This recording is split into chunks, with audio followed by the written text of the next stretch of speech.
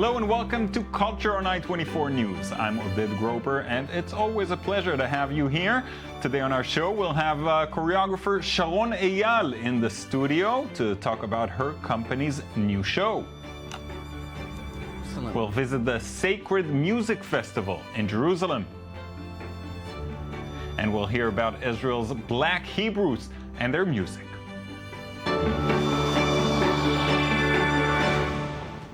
Sharon Eyal is a choreographer and dancer. For 23 years, she danced at the Jaffa company, later became the head choreographer for the company. 2012, she left to start her own company, LEV, with her partner Guy Becher. On September the 29th, they will perform for the first time in Israel their new piece, Killer Pig. I'm very happy to welcome Sharon to our studio. Thanks for coming in. Thank you. Hi. So tell us a little bit about this piece, Killer Pig. I have to say the title definitely sparked my curiosity. Yeah. So it's a piece that we did 6 years ago to a different company in Norway. We never did it in Israel. Yeah, I can see it. Now we do it for our company. And I'm very excited from it. The piece is from beginning until end, it's full dancing. It's something that reminds a bit of ballet or neoclassic feeling. Okay. And it's a mutation of past and future. And for me, it's what we are now. It's very physical, emotional, and I feel it's something that not exists so much now in our it's so much movement that I don't believe that I did it. You know, it's something very different from what we're doing now. So it's very special to work on it now and to adapt to it. Now, especially I would imagine working on it after you already worked on it with a different company. Yeah. What's that like, deciding to do it all over again with a whole new company, with your company? It's amazing because I can really see myself before and adapt to something new. And because the dancers know me so good and they are we're working together now 2 years intense, it's becoming to new sensation, even if it's like older piece, it's become new. Yeah. Now you're already quite established in the world of dance, certainly in Israel. Is it hard now to manage the audience's expectation of you and what you want to bring to the stage? Are you feeling that you're pulled in different directions? I never thinking like that. I'm not trying to do something for the audience. I'm doing something because I have to do it. I would love that people will get excited and enjoy and everything, but I feel like if it's coming from inside, from my heart, it's touching the heart of people. Right. It's not thinking about them, it's just doing it for them. Yeah, as we said, you've been with the Jaffa for many years, since you were 16 or 17. Yeah. And you were working under Ohad Naharin for a long time, a very well-known choreographer and a very dominant kind of figure. Yeah. Finding your own language, your own voice under him, was that a difficult experience? Was that did it happen naturally? Did you need to break out to find yourself? So I always had my own voice, and actually Ohad really was pushing me to it, and he helped me to have my own voice. And what the most strong thing that I had in Jaffa, that I had my freedom to do whatever I want with my pieces, with myself, my improvisation, my head, and I think I got really support from it. So no, it's not hard. It's very natural, you know. So leaving Jaffa. So why leave? I mean, Jaffa is a very well established, very well known, stable. You know, it's not the starting your own thing. I'm sure there are many difficulties there. A lot. As an artist, you just need free without somebody on top of you, and you need just the channel to be open.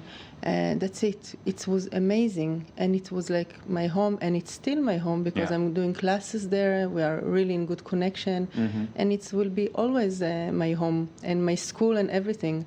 But to grow up, you just need to deal with your own hard moments and your own stuff, and it's the only way to do it. Right. Now you're working with your partner, Yeah. Guy Becher. Yeah. How's that like? Amazing, crazy, and he's the most patient person ever.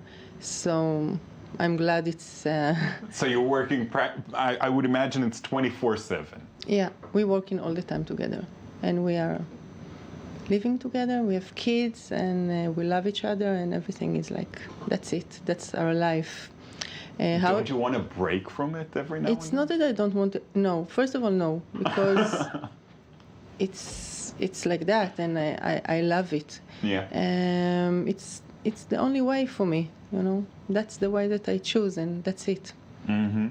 Now, Israel many times is treated as sort of an oasis when it comes to dance, as a good place for dance. Yeah. Do you see it that way?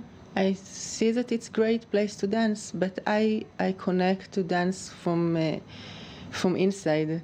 So for me, I can dance whenever, I can just dance. I can dance in my room, in every place, I love to dance. And do you feel that there's enough support in Israel for a dance company? We're getting support, and also it's not easy, but it's not easy nowhere, Right. But I love Israel. It's great to hear. We're looking forward to seeing this piece and whatever else will come out of your company. Thank you so much. Thank you. In a moment, we'll hear about the Sacred Music Festival in Jerusalem. But first, here's our cultural recommendation for the day.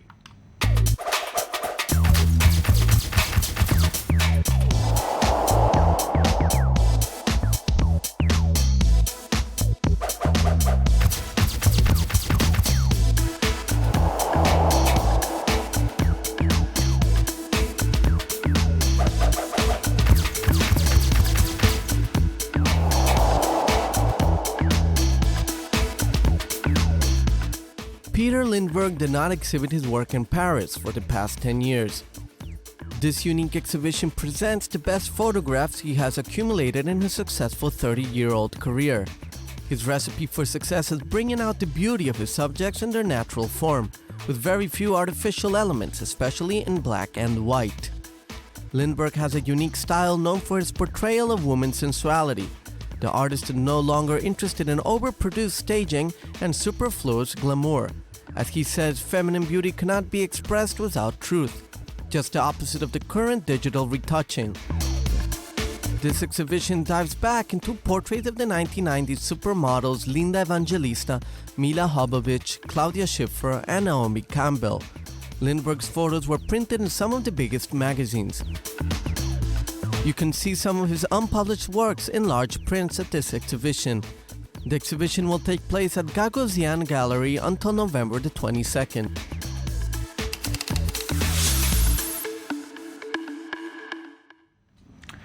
At the beginning of September, Jerusalem played host to a very special event, the annual Sacred Music Festival. Musicians belonging to all religions and creeds came to play together at the historic Tower of David. Charlotte Atal was there. Jerusalem, a holy city to Judaism, Christianity, and Islam. What better place than this to host a festival of sacred music? This is the third consecutive year that music from all religions comes together in the heart of the Tower of David, creating a space without boundaries for culture and music. It is a powerful statement in Jerusalem where the notion of sacred is present in every corner of the city. But what is sacred music? It can be Arab Andalus musicians from Morocco playing with Rabbi Haim Luak, but also a Kora master from Mali, Balaket Sissoko, and his friend and musical partner Vincent Segal, a French classical cellist. For me, the idea of the sacred is to respect the concepts of life when we play, not to turn it into a statement, to say that we will play differently because we are here or somewhere else. It is wonderful when people realize that we play here as if we play for ourselves.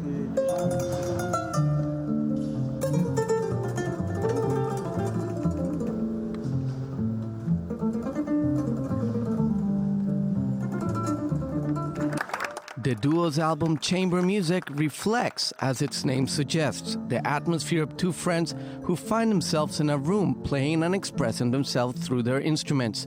Melodies based on understanding and conversation without words, but that leads to an atmosphere of enormous peace. And we can say that their music speaks with one voice. This year, the festival organization was more complex than in previous seasons.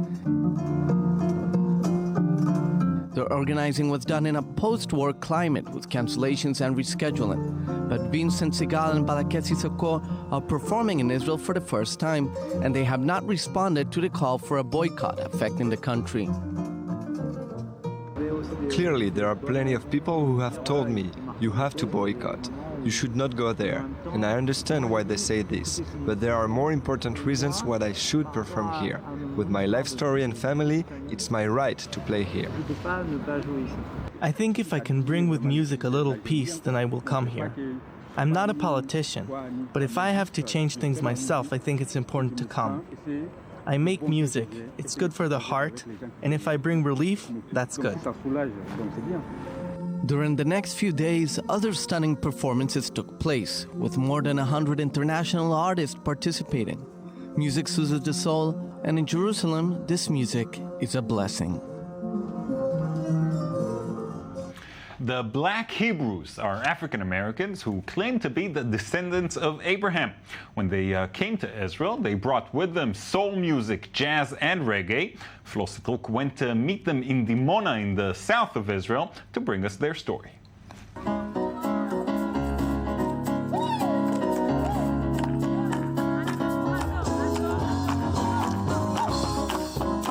Whether in religious ceremonies or celebration of everyday life, music is an integral part of the life of the Black Hebrews. It's part of our life, most definitely. It's one of the most important things of our life because that is what carried us through history.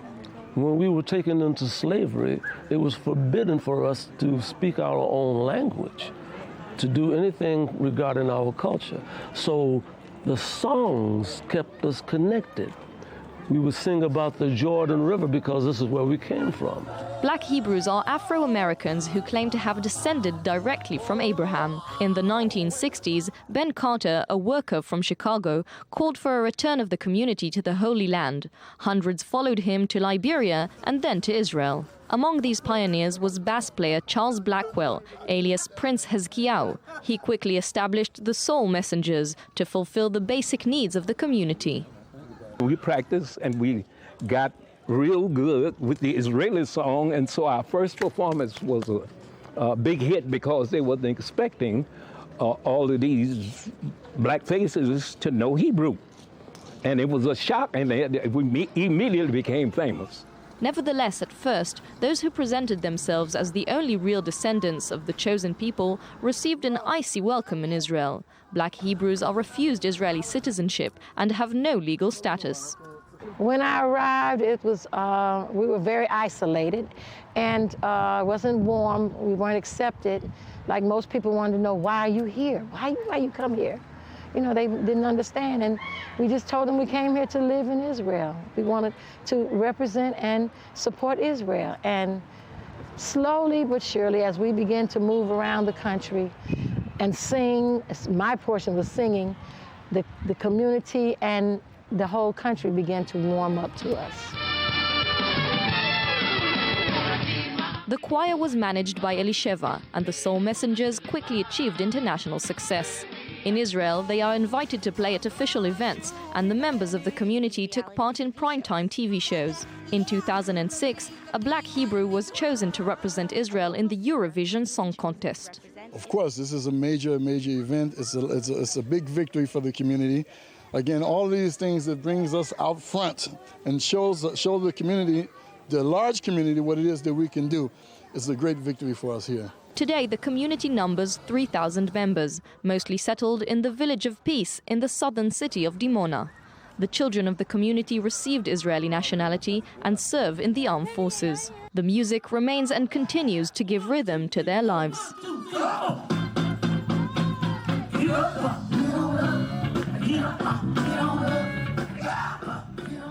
Certainly a wonderful musical contribution to Israel.